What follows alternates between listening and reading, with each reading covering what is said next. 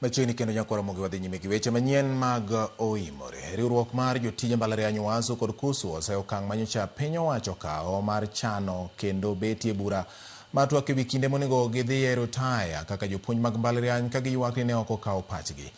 Jagoro maduong' mar waso Constantine Wasonga kod nyawadgi mar kusu wacho ni wach dwaro duoko piny higa ma gidhi e rutaya dhi miyo thoth gidhi dala chon maonge kod ikruok.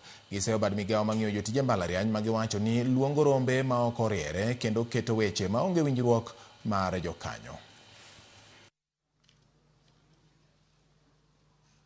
The University Academic Staff Union, where I am the Secretary General,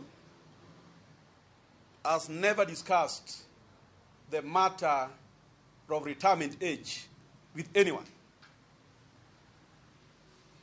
I want to challenge the CEO Public Service Commission, and I want him to be truthful. Here is the circular. I want him to challenge me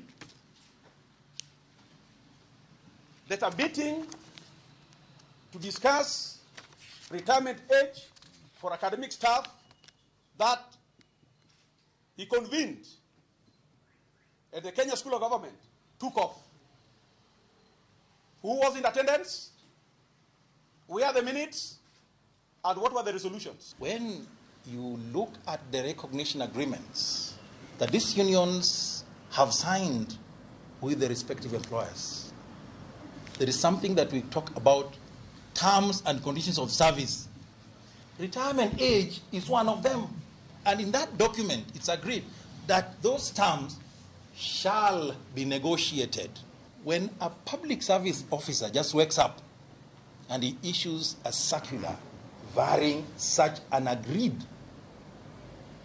terms, then it is you, that officer, who does not know what he or she is doing.